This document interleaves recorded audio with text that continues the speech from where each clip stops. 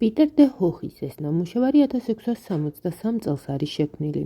სურათზე ვხედავთ პატარა ბიჭუნას, რომელმაც თითქოს ესაა გადმოაბიჯა კარის ზღურბლს და ახალგაზრდა ქალბატონს პურით სავსე კალათს აწვდის. კარს მიღმა ვხედავთ პატარა ეზოს და ქუჩაში გასასვლელს. შორს ქალბატონის გამოსახულება იკითხება, რომელიც ბიჭუნას და ახალგაზრდა ქალბატონს ყურადღებით აკვირდება. როგორც ცნობილია, თავდაპირველად კარის ზღურბლთან გამოსახული იყო პატარა გოგონა წიგნით, თუმცა მოგვიანებით დე ჰოხმა კომპოზიციის სხვაგვარად აგება გადაწყვიტა და გოგონას ფიგურა სურათიდან საერთოდ გააქრო. ნამუშევრის შესყიდვის თაობაზე პირველი დოკუმენტი 1803 წლითაა დათარიღებული. მასში მითითებულია, რომ დე ჰოხის ეს სურათი მარია ტერეზა ანდრიულიმ გაყიდა ამსტერდამში.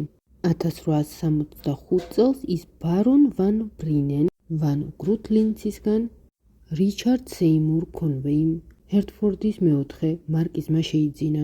რიჩარდის გარდაცვალების შემდეგ მის მფლობელობაში არსებული ნამუშევრები უკანონო ვაჟს დარჩა.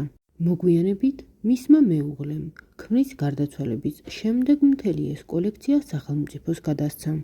დღესდღეობით ნამუშევარი ლონდონში, ვალასის კოლექციაში ინახება.